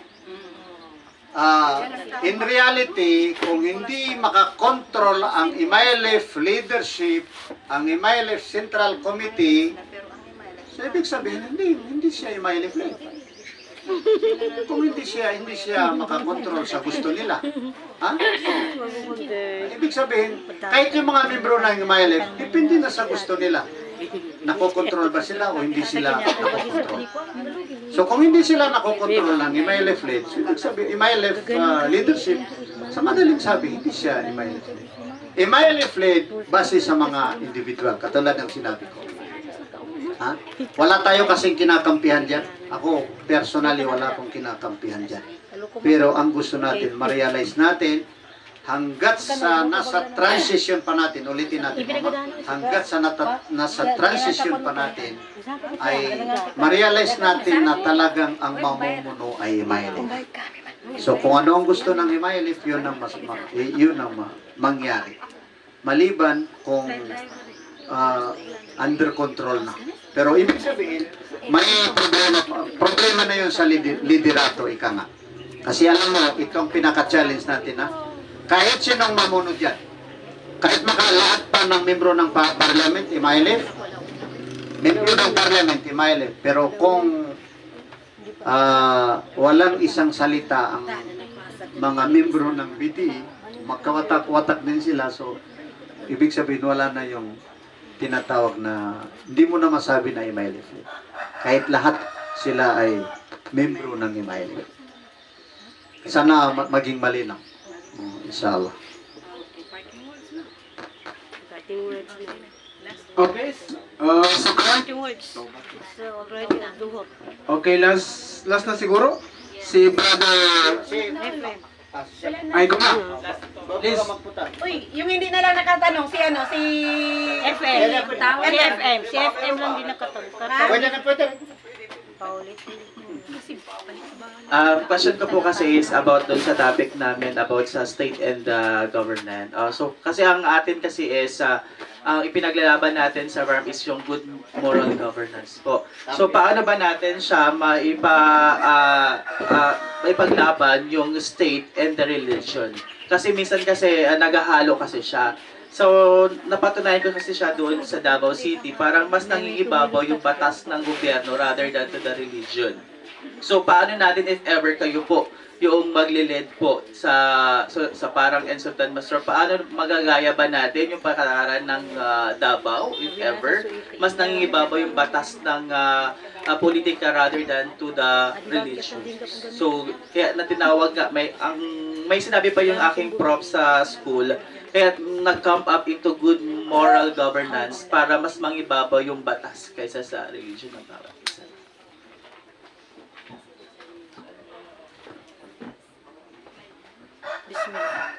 Sa tingin natin, hindi porke moral governance ay ibig sabihin mangingibabaw ang batas ng relihiyon kaysa batas ng tao. Ang Islam kasi, mayroong issue sa Islam. La siyasata illa mawafaq asyara. Pinag-usapan ng mga sinaunang pantas. Ano ang ibig sabihin yun? Walang politics kung hindi sumang-ayon sa batas ng relihiyon. So, sabi ng mga ulama, naghati ang mga ulama noong paman, panahon ni Al-Imam Shafi'i, kawan siya ng Allah subhanahu wa ta'ala. Si Imam Shafi'i, ang pakahulugan yun, lahat ng politics o lahat ng pamamaraan, unless na hindi siya bawal sa Islam, Islam din yun. Islam din yun. At yun ay tama. So, yung iba naman, lahat ng batas na hindi mismo nakasaad sa batas ng relihiyon ay hindi yun Islam. So, ibig sabihin mali. Pero ang pinakatama, lahat ng batas, unless na hindi bawal sa Islam, yun ay Islam. Lahat ng politika na hindi bawal sa Islam, hindi nakasagasa sa tatlo lang ang Quran, Hadith, at saka yung tinatawag na consensus, ijma. Hindi nakasagasa sa tatlo na yon, Islam din yan. Kamadaling sabi, walang tinutukoy doon na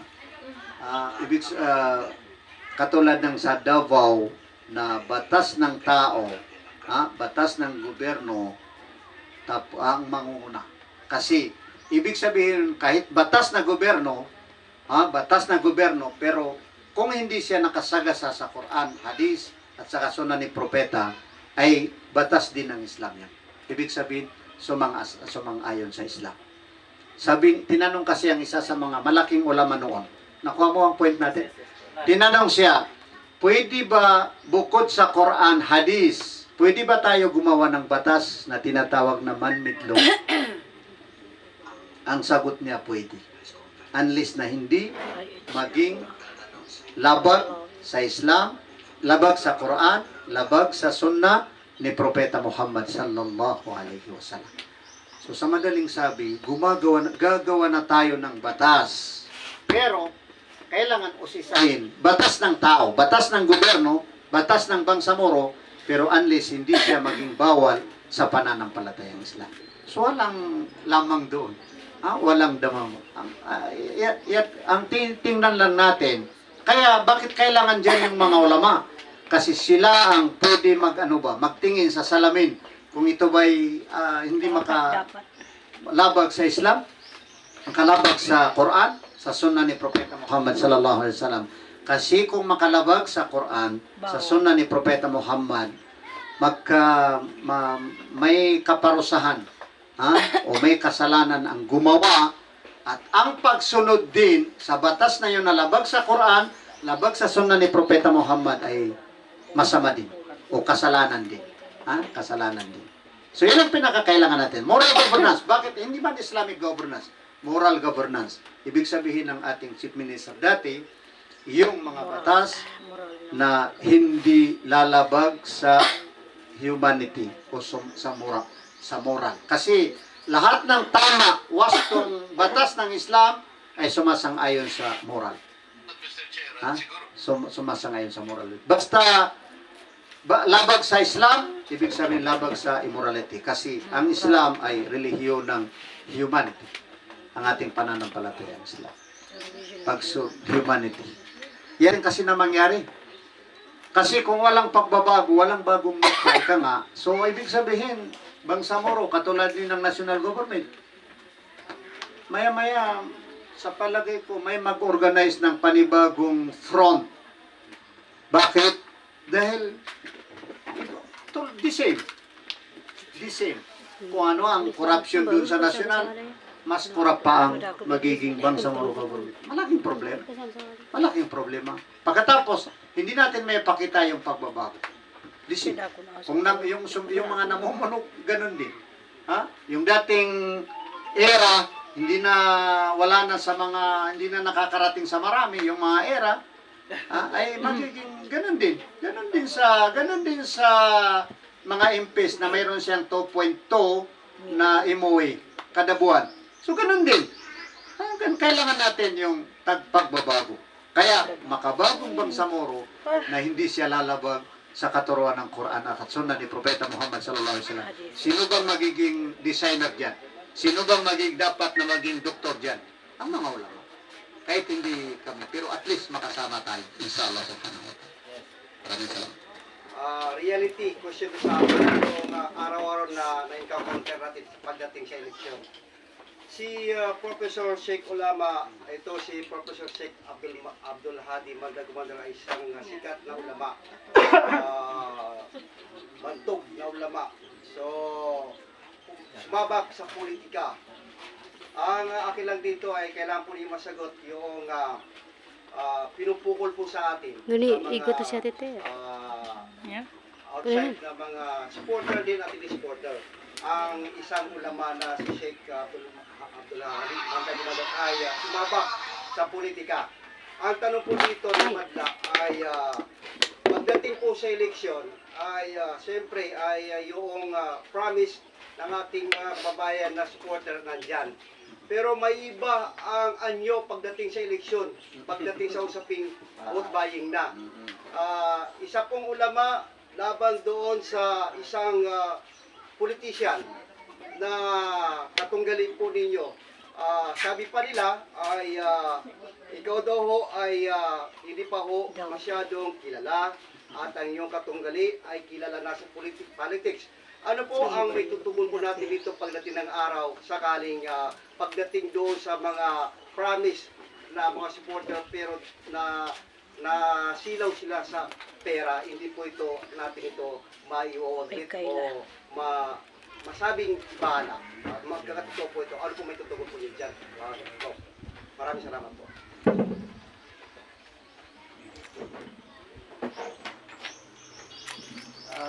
Sa katunayan, isa rin na-counter natin ng mga business, mga sinasabi ng mga supporters, na wala tayong pera. Katunggalin natin, katunggalin ang may pera. Kalaban natin yung pera yun. So, may mga thousands ang pinag-usapan. Pero, tuloy-tuloy naman din yung advocacy natin para sa tutuin yan. Kasi labag sa Islam, labag din sa batas ng gobyerno. Ang pagbigay ng mas magandang Hindi na mag-microphone. So, tuloy-tuloy ang malakas pa yan. ating advocacy para diyan. Kasi alam natin na hindi para lang sa sarili natin. Para aral din sa mga gumagawa niyan. Kasi sino mang gumagawa niyan ay tinatraidor nila ang Allah ayon sa hadis ni Propeta Muhammad. Si Propeta Muhammad, tinatraidor nila ang mga anghel, ang mga nananampalataya, ang buong sangkatauhan. Kasi bakit yan? Bakit sinabing traidor ni Propeta Muhammad sallallahu alaihi wasallam? Dahil hindi ka makapili ng nararapat. Na bakit magkaroon ng eleksyon? Para makapili ng nararapat. Para may pagbabago. So, and then later on, Brad FM, napansin din natin na ang dalawa, naririnig natin, medyo nawala na yung, dahil si Abdul Hadi ay walang pera at yun ay may pera. Naging dalawa ang nakakarating sa atin. Una, mga tao na kukunin nila ang mga perang ibibigay sa kanila dahil para din yun sa kanila. Kasi yung mga billion-billion man yan, para din yun. Saan yan kinuha? Kung sa sahod ko lang, sahod ng politisyan, hindi niya kaya. Yung mga pinag-usapan na million-million, sa paligid ko, hindi kaya. Ako, matagal ako sa abroad. Medyo nakalikom din. Pero tingnan niyo yung napansin ko, nakagasto ako ng mahigit 3 million. Sabi ko mahirap pala itong election. So kung hindi pa ako namigay ng yung mga pamimigay, maliban sa inyo, mga kunting lang, charity, may dumating dito, may kailangan. Kahit basta may dumating dito, may kailangan, kahit magkano may bigay ko sa kanya. And so later on na ang naririnig natin, kukunin nila yung pera dahil para din sa kanila. Kasi may nagfatwa din na isa sa mga ulama, kilalang ulama dito, hindi ko nabanggitin, na halal yun sa kanila. Kasi sa kanila din yun. Pero si Abdul Hadi rin ang ibubuto nila sa sikreto. Yun ang isang narinig. Yung iba naman, marami na kaming napuntahan na nag-promise ang mga supporters natin na hindi na sila kukuha ng pera. Alang-alang, nasanay daw sila kumuha ng pera, kasama din nila si pero dahil ulama ang naging kalaban nila o katunggalin nila. Kaya, yun ang natin. Yun ang, kasi kaya sinasabi natin na baluaritin natin lahat yun, lahat ng mga tao. Kasi dahil sa advocacy. Hindi dahil sa dati tayong politician, hindi. Dahil sa siya'y manalo na, dahil siya'y dating politician, astig na politician. Wala bang astig na politician na napalitan? Natalo sa eleksyon? Wala ba? Napakarami. Wala bang bago sa politician? Hindi pa parlamenta. Dito lang sa local government. Nanalo, walang pera. Hindi kilala. Hindi kilala. Nanalo sa eleksyon. Pinakamahalagang tanong, may imposible ba sa itaas? Walang imposible sa itaas. Pag ginusto ng Allah, walang imposible, walang makakaya. So, pagdating naman sa ganun, isa pa, si Abdul Hadi, hindi sanay sa politika, Hindi tayo sanay sa politika. Pero dugo din tayo ng politika. So, matapang mga politisyan, parang nakikita ko din yung tapak. Ay, so, sa tingin ko, maano din naman tayo. Inshallah, sa tingin ko, hindi tayo sa politika, pero dahil kailangan natin ngayon ng pagbabago, so mas madaling baguhin ang bago kaysa dati na. Mas madali makapagbago ang bago kaysa dati na. Tigas ang bihasa at may nakasanayan. Last na? Tanong? Wala na? Ano pa? Sino ba si Abdulhadi Manda Butuan, kumandir sa bayan ng Sultan Mastura. Mastora?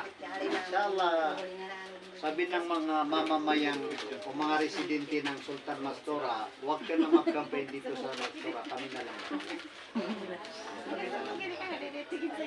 Yun ang sabi nila. Lahat ng nakakausap natin, minsan pumupunta tayo sa mga barangay, sabi nila kahit hindi ka na magpunta dito. Hindi na kailangan. Doon ka na lang sa parang dahil medyo malayo yung parang saka malawak ang parang. Pwede mo ba ma-share yung pagkatao mo bago kayo sumabak sa aspirant MP?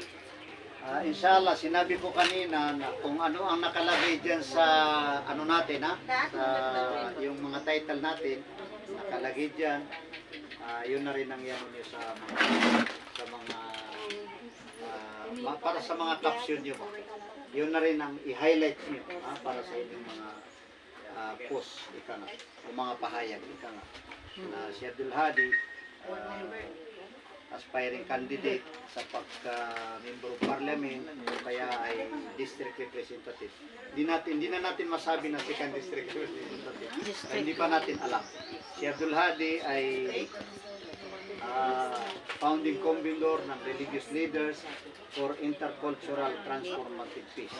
Sa buong Pilipinas, lahat ng sikta, mga Muslim religious leaders at saka lahat ng mga religious leaders sa iba't ibang sikta ay kasamahan natin sa intercultural and transformative peace.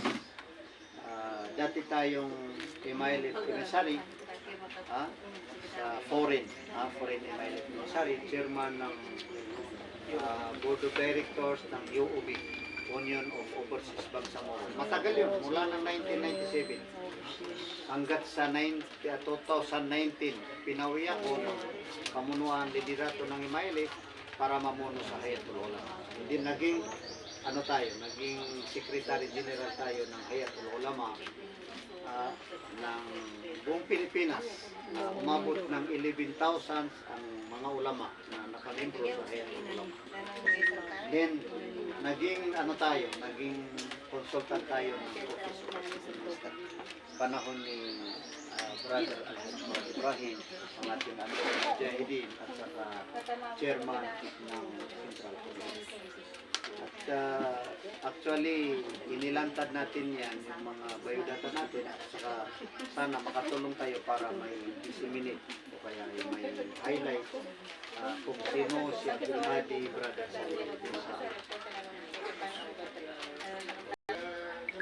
Kararating ko lang ba? Galing ako lang ba? Sa US. So, makita ko yung post ni incoming MP. Abdulhadi Gumandia. Pumunta ako dito. Pero yung nakita ko may media sa press. So, meaning ito, lahat nito press sa media ba naman? Oo. Dati ako media. Kasama ko si Faisal. Secretary ng UBGP. Secretary pa ako ng UBGP sa Parang. So, yun po, no? Si Abdulhadi Gumandia, siya lang po yung nakikita natin na walang discourage, no? Walang discouragement. Sa kabila po ng lahat ng hindi natuloy yung eleksyon. Tapos itong March 31 to 2026, hindi pa natin po alam. Hindi po siya huminto sa pangampanan sa atin. So meaning, sa atin po, sa media po, baka po siya po yung makatulong sa atin sa kanyang mga adikain, no? So napakadali lang siyang abutin, yung lapitan. So siya lang po yung aking nakikita na talagang pag nanalo ito, pag naupo ito sa pagka-MP, makakatulong po sa atin sa media. I-direct mo ng question mo. So ang sa akin is yun, so parang ito, hindi ito question eh. Parang Compliment. supplement sa mga adikan po ni Sheikh Gumander. So yun, parang nananawagan ako sa media na yung kung tutulong, kasi media, non-partisan eh. Baka po sa mga caption nyo, sana yung inyong suportahan. Tayo no? So yun, yun lang check nun, nalitaw kay boss. Sa product to.